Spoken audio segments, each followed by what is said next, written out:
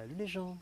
Alors bienvenue, nous continuons sur ce défi impactant en 30 jours et nous sommes le jour 16. Ça fait beaucoup de mains, nous sommes le jour 16 en ce 30 décembre 2023 et je vais vous parler de valeurs humaines, d'humanité et de certaines valeurs qui sont importantes pour moi dans mon cheminement personnel, dans mon chemin de vie, dans mon approche, dans mes projets, dans mon approche entrepreneuriale. Et c'est ce que j'aspire à voir se développer dans le monde. C'était la série, l'intention de cette série. Alors jusqu'à aujourd'hui, les 5 premiers jours de cette semaine, nous avons parlé de choses un peu plus, de principes plutôt individuels, de principes actifs, mais qui, confort- qui confrontent chacun par rapport à lui-même. Aujourd'hui, j'apporte quelque chose de la dimension un peu plus collective. Il y a de l'humain, de l'individualité, mais au sein de son groupe. Et là, le premier mot qui vient, bah, c'est cohésion. Alors, cohésion. Cohésion, on en parle? Oui, on en parle. Pour moi, la cohésion, c'est faire fonctionner ensemble des choses peut-être différentes ou des personnes avec des approches différentes. On n'est pas obligé d'être tous les mêmes. Mais comment on fait ensemble? Comment faire peuple? Comment faire civilisation? Comment faire unir nos forces, ce que nous avons pour les mettre en commun? Dans mon approche entrepreneuriale, mon intention, c'est vraiment de mettre des valeurs humaines au cœur. Des valeurs humaines, humanistes, des valeurs de souveraineté, on en a parlé hier, mais des valeurs où l'humain, dans sa dignité, dans sa singularité, dans sa force, dans sa faiblesse, mais dans son authenticité, il est respecté, accueilli et intégré. Je ne suis pas du tout dans cette approche d'exclusion, je suis plutôt dans l'approche d'inclusion. Et même moi-même, par rapport à moi-même, par rapport à mes propres composants, mes caractéristiques, mes qualités, mes forces, mes faiblesses, mes défauts, j'ai une approche d'inclusion. Ou plutôt que de les voir comme des choses à retirer, à éjecter, c'est comment je peux les intégrer et en faire quelque chose. Et ça, c'est dans mon approche déjà personnelle. Ça va se retrouver dans mes projets, dans mes développements. Et donc, c'est également ce que je prône et ce que je mets en pratique dans mes interactions avec les gens. La cohésion. Une autre valeur dans cette dimension humaine, c'est l'approche euh, harmonieuse, l'harmonie. Donc ce que je voudrais dire par rapport à cette approche d'harmonie, c'est comme j'ai un profil aussi artistique, j'ai pas seulement cette tendance scientifique, technique, j'ai aussi un profil artistique. Et dans l'approche artistique, l'harmonie, c'est lorsque des éléments qu'on met en commun font un ensemble cohérent. On a parlé de cohésion, mais un ensemble cohérent, mais qui nous touche notre sensibilité, qui, qui, nous, qui nous touche, qui a un impact émotionnel sur notre inconscience, sur notre perception sensible du monde.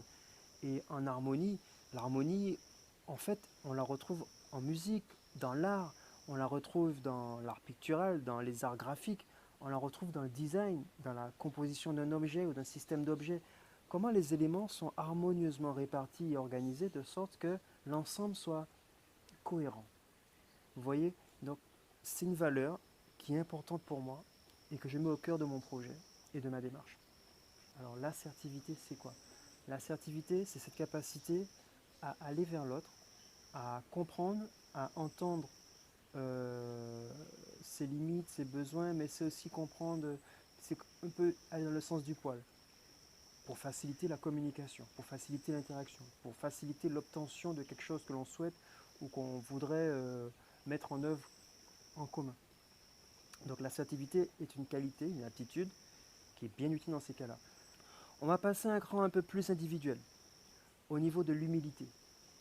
Humilité, ça veut, pour moi, humilité, je vais le mettre aussi avec. Alors des fois, j'associe humilité et lucidité, mais j'aime bien aussi associer humilité avec, avec altruisme. C'est-à-dire que altruisme, mais également empathie. Moi, j'ai une capacité d'empathie que je reconnais, c'est une de mes qualités, qui fait que je suis en mesure de. Je sens les sensibilités des gens. Je sens plus facilement. Et beaucoup de gens disent, d'après des retours que j'ai eus, ils disent que j'ai une certaine qualité d'écoute, capacité d'écoute. Pourtant, je parle beaucoup et je ne me sens pas si capable d'écouter tant que ça, mais il semble que d'après d'après mon empathie et ma capacité, mon altruisme, j'ai tendance à vouloir rendre service, à toujours être euh, en attente et en proposition et disponible. J'ai pendant longtemps donné plus de sens à ce que je faisais pour les gens. Ma vie n'avait pas de sens pour moi, mais je la mettais au service des autres. Jusqu'à ce que je décide qu'il serait temps que j'en profite et que je puisse avancer moi aussi et que je mette mes qualités au service de moi-même, mais sans renier le reste du monde. C'est là où je fais une sorte de cohérence ou d'harmonisation de ce que je fais, mais sans être dans le désistement ou dans l'abandon de moi-même. Là où j'ai tendance à m'abandonner ou m'ignorer ou me le renier, j'ai remis de la valeur dans cette dimension personnelle-là. Donc si je remets mon propos au niveau cette, de l'humilité, de l'altruisme, euh, c'est lorsqu'on est conscient qu'on n'est pas seul. Alors, pour moi, je m'embrouille, mais en fait, c'est pas important. C'est pas important. On est dans un exercice particulier, la vidéo, où j'essaie de suivre un propos, j'ai réfléchi, j'ai eu des idées. Et je peux oublier plein de trucs. Et quand je suis en freestyle, ça donne des choses comme ça. Mais quand je suis davantage en interaction avec quelqu'un en face de moi, ça donne d'autres choses. Et à ce moment-là, il se passe quelque chose dans l'interaction, dans la connexion avec l'autre. Et là, je suis plus dans... Ben, en fait, c'est là que mon empathie prend le relais, c'est là où mes sensibilités sensorielles et altruistes prennent le relais, et je capte d'autres choses. Et du coup, je partage, j'évoque d'autres choses. Donc voilà, je préfère, c'est pour ça que je parle de cohésion. Alors vous me voyez beaucoup dans ces milieux naturels jusqu'à présent, mais en fait, il y a de vrais moments où je kiffe partager des choses avec les gens. J'aime vraiment pas partager des choses basses en fait, des choses basses ou superficielles. J'aime quand le niveau est élevé, quand la valeur, l'intensité humaine est élevée, lorsque la valeur philosophique ou la projection, l'optimisme est intense dans le propos, dans l'échange. C'est là où, pour moi, ça a du sens. Sinon, c'est bateau, c'est moins bof. Ça m'intéresse vachement moins sinon. Je suis complètement cohérent avec ça. Je l'admets, je l'affirme, je l'assume et je le manifeste dans mon projet. C'est carrément au cœur. Euh, tu es à côté de moi, j'espère que tu entends quelque chose, petit micro, parce que tu n'es pas en face. Hein, c'est ainsi.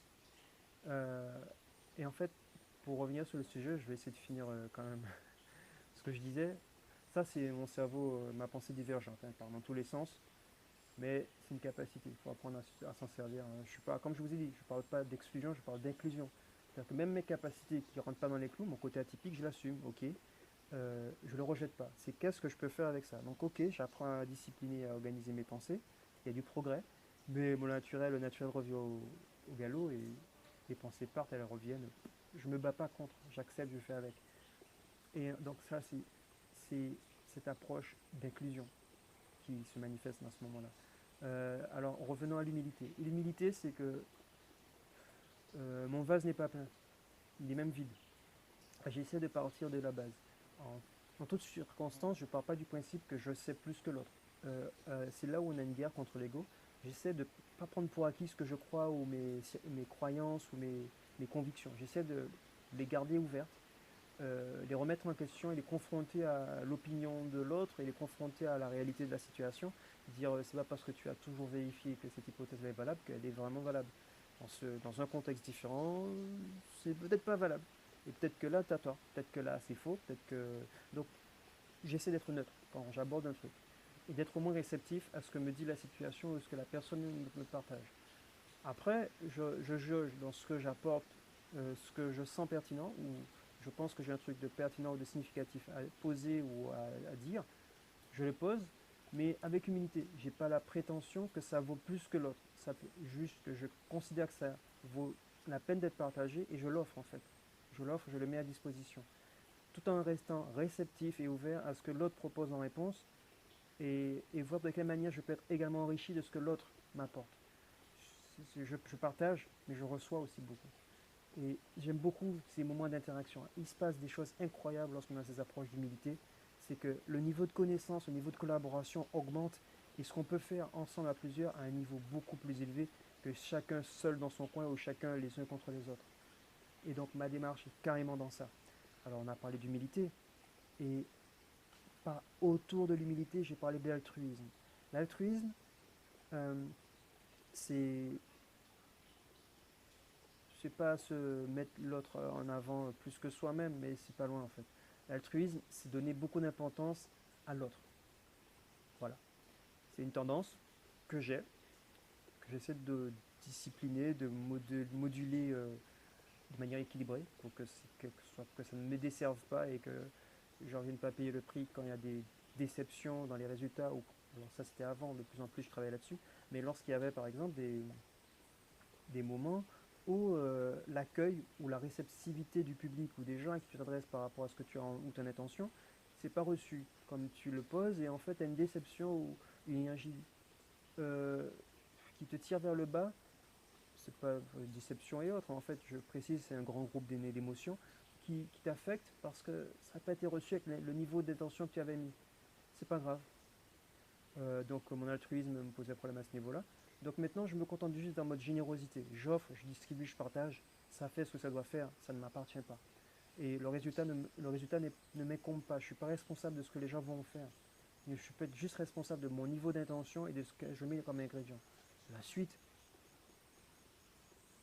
je suis complètement détaché du truc. J'apprends à être et je progresse vachement. Je suis assez super satisfait, fier et emballé de tout ce qui émerge. Et donc, harmonie, humilité, bienveillance. La bienveillance, c'est que on parlait hier et avant-hier. On a parlé dans la gratitude, on a parlé dans. C'était quoi le propos d'hier encore? Souveraineté. Bienveillance, ben, via la bienveillance, ben, mon principe, c'est que déjà je fais attention à ce que je dis. Hein. Il y a une parole pendant que je préparais cette vidéo. La pensée, communication non violente. Oh là là, je trouve ça absurde. Communication non violente, c'est comme si la communication est par défaut violente. Du coup, on rajoute un truc pour l'améliorer, pour qu'elle soit non violente. Non, communication bienveillante, c'est bien. Approche bienveillante. J'ai une approche bienveillante. Parce que pendant longtemps, j'ai subi une bienveillance, et c'est là où la souveraineté intervient aussi dans mon système. J'ai subi une bienveillance euh, ingérante, qui ne respectait pas ma souveraineté et qui n'accompagnait pas ma singularité ou mon authenticité. Et en fait, je suis construit autour de valeurs instables. Et j'ai fini par réaliser avec le temps, que ce que le monde projetait était une aberration pour moi. Et donc ne pas me reconnaître à travers un schéma qui n'était pas approprié, à travers une projection qui n'était pas appropriée, simplement, c'est pas moi. Ce que tu projettes n'est pas moi. Alors ce qu'il y a derrière et autour, il n'y a pas de raison que je m'arrange pour m'y conformer ou à m'y reconnaître. C'est une aberration. Et là, j'ai commencé à reconnaître, à organiser mon système de valeurs autrement. Et j'ai commencé à me construire sur des bases plus en harmonie, plus en adéquation avec ce que je suis et comment je fonctionne. Et là, ben, la bienveillance, c'est que déjà commencer à être un peu plus bienveillant avec moi-même.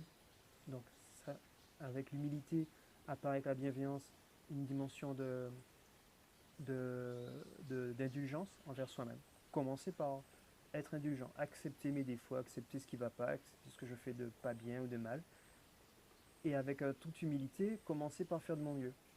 Je fais de mon mieux. Et la bienveillance, c'est envers soi-même. Ensuite, bienveillance envers les gens. C'est-à-dire que les gens, le monde n'a pas été forcément cool avec moi. Ben, pardonner. Bienveillance avec soi-même, c'est aussi se pardonner. Me pardonner. Je suis assez rigide envers moi-même. J'ai mis la barre haut souvent. Donc recommencer, réintégrer de la bienveillance envers moi-même, de l'indulgence envers moi-même, mais aussi remettre ça envers le monde, dans leur nature. Être accepter les choses comme elles sont, sans juger, sans porter de critiques strictes ou dures, juste c'est ainsi. Je regarde le timing, 15 minutes, on va voir ce qu'on peut couper, ça va être long. J'ai beaucoup de choses à dire sur ces thématiques-là. J'ai pas envie de faire deux, parce que demain j'ai prévu une autre thématique beaucoup plus enthousiaste, beaucoup plus impulsante. Ouais, impulsante. Sauf que je voulais parler aujourd'hui, on va en parler. Je voulais parler de ces valeurs humaines aujourd'hui, la veille du dernier jour de l'année, simplement parce qu'en fait, pour moi, c'est la phase bilan.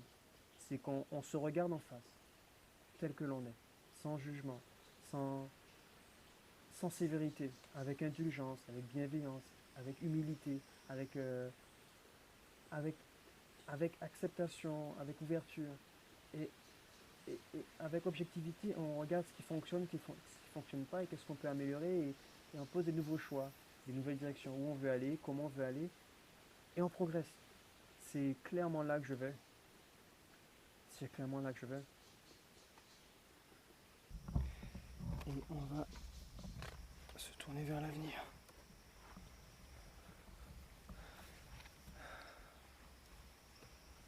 Il y a des papillons qui passent, ça fait plaisir. Alors, harmonisation avec le lieu. Le lieu a forcément des choses à te raconter. Le lieu a forcément des messages pour toi. Le lieu a forcément des intentions. Et on va démarrer en posant le décor. Alors, vous voyez bien, je suis dans un lieu naturel et c'est mon temple depuis le début de ce défi impactant 30 jours. J'étais toujours dans des lieux naturels. Ça va peut-être changer début d'année prochaine. J'irai vous faire rencontrer des gens peut-être. Je ne sais pas encore. Je l'annonce, je ne l'ai pas encore fait. Ça doit s'organiser, puis j'ai la tête un peu dans ce challenge. Mais en fait, la nature, c'est mon modèle. C'est ce qui m'inspire. Je tire beaucoup d'enseignements et de principes inspirés de la nature. La nature me montre des voies, la nature m'inspire, la nature m'explique, la nature m'enseigne. Et en fait, dans la nature, tout fonctionne ensemble. Il y a clairement cohésion dans la nature. Vous voyez, ce rocher était là avant cet arbre-là. Ça, c'est certain, vu que les racines sont au-dessus. Mais il fait avec. Il prend la forme de la roche, il se construit avec. Et à partir de là, il y a d'autres vies qui peuvent se greffer sur l'arbre et qui, du coup, sont bien heureuses de retrouver de la roche, de l'arbre, et la rivière à côté. Tout ça constitue l'humus, les feuilles qui tombent, les animaux qui viennent utiliser les micro-organismes. Tout ça fait un microsystème, un écosystème vivant. Vous voyez, c'est vivant. Et nous, les humains, nous avons oublié que nous sommes vivants. Et une de mes intentions, c'est de nous réapproprier cette dimension vivante au cœur de l'approche. Mais chez moi, c'est inscrit dans mon âme, c'est qui je suis. Je vais dans les milieux naturels pour me ressourcer, me régénérer. J'en ai besoin. Si je n'y vais pas une fois par semaine, et l'énergie, elle descend. Et donc, je vous partage mes délires en espérant que ça matche et que ça vous inspire, que ça vous interpelle. Vous me dites au passage si c'est pertinent ou si je suis à côté de la plaque, qu'est-ce que ça vous évoque et comment. Voilà, ça m'intéresse de savoir, vous, comment vous recevez ce que j'offre. Mais l'intention, elle est clairement là. C'est de partager ça à partir de ce qui m'insuffle mon intention. J'ai beaucoup de choses à dire sur les approches humaines. Il y a cohésion, il y a harmonie, il y a humilité, il y a altruisme, il y a empathie, il y a bienveillance, il y a... quel autre principe et valeur que j'aime beaucoup aussi alors, tolérance, bon voilà, c'est un mot un peu galvaudé. Je préfère dire intégration ou inclusion. Parce qu'en fait, tolérance, c'est un principe, c'est un mot valise, tu mets ce que tu veux dedans. Alors que inclusion, c'est un principe qui est manifeste. C'est, quand on parle d'inclusion dans un objet, il y a un truc qui est dedans. Tu ne peux pas l'enlever, il fait partie du truc.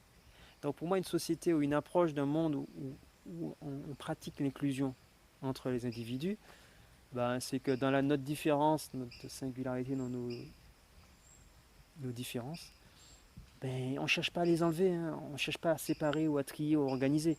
Ça fait partie du truc. La différence est dedans. Nous sommes différents et nous allons faire ensemble. Nous allons faire cohésion. Nous allons faire ensemble. Nous allons faire corps. Alors, pourquoi je vous parle de ça? C'est bienvenu de faire un bilan, de regarder où on en est en fin d'année, de regarder où on en est dans notre parcours de vie. C'est pas seulement fin d'année. Moi, je fais ces choses-là tout le temps. Je suis dans une approche où je me remets en question, où je fais des autocritiques, auto-analyses pour m'améliorer, pour être en évolution continue. Mais je ne le fais pas de manière verticale ou autoritaire où je prétends que ce que je dis est parole d'évangile. J'ai une approche d'humilité. Quand c'est l'ego qui le dit, c'est le bison. Donc j'ai une approche, on va dire, plus humble. Ok, c'est encore l'ego qui peut s'en mêler. On va dire que c'est une approche où je pars du principe que je ne sais pas. Peut-être que c'est valable, peut-être que non, alors on va voir. Je me confronte à l'opinion de l'autre, à la situation, à l'expérience, et on regarde ce qui en découle. Vous voyez? Et dans cette approche-là, euh, ce que ça dit, c'est que je fais ça n'importe quand, moi. Mais ça peut être intéressant de le faire dans cette série-là, de 7 jours. Ou demain, je vous parlais de choses un peu plus stimulantes, plus enthousiastes. Et là, je fais la transition entre les jours précédents, où je vous parlais de valeurs et de principes qui aident à se projeter, à créer ou à inventer, à déployer nos potentiels, à activer nos super pouvoirs. Et aujourd'hui, je vous parle de quelque chose qui n'est pas plus sérieux ni plus banal, mais qui est une articulation entre moi, l'individu, la personne, l'être, et notre super entité, notre super organisme qui est notre société humaine, notre civilisation, nos peuples, les peuples imbriqués les uns dans les autres, avec nos cultures différentes, avec nos histoires différentes, avec nos composantes, nos singularités. Mais au niveau de ce qu'on construit en termes de modèle de société ou en communauté, comment on voit les choses, comment on se projette, comment on construit, eh ben, il faut regarder de près, on fait un bilan, on regarde où on en est, comment on fonctionne. Et c'est pour ça que je remets ces valeurs-là au centre, moi dans mon approche et déjà moi-même par rapport à moi-même. Je fais preuve d'indulgence et de tolérance envers moi-même. Je fais preuve d'inclusion avec moi-même, avec mes propres composantes, mes défauts, mes limites. Je ne suis pas dans un rejet de tout ce qui n'est pas optimal ou qui ne me semble pas approprié. J'ai une approche inclusive où je regarde comment ça fonctionne, qu'est-ce que ça dit, qu'est-ce que ça peut permettre si on l'utilise autrement. Peut-être que c'est pas la bonne place, que je m'en suis mal servi jusqu'à aujourd'hui. Vous voyez? Donc en fait, c'est ce que je fais vraiment et que je partage vraiment. C'est pas un rôle, c'est pas, je vous raconte pas une histoire. C'est concrètement, c'est comme ça que je fonctionne en fait. Je suis content d'être là, mais il faut que je rentre, faire le montage, vous envoyer ça. Donc à demain, 31 décembre, et je vais vous parler de choses inspirantes, stimulantes, qui nous prend dans les tripes et qui nous propulse au-delà, mais qui sont également des composantes humaines et qui se retrouvent dans les dimensions collectives aussi. Comment on fait ça? Je vous parlerai de ça demain.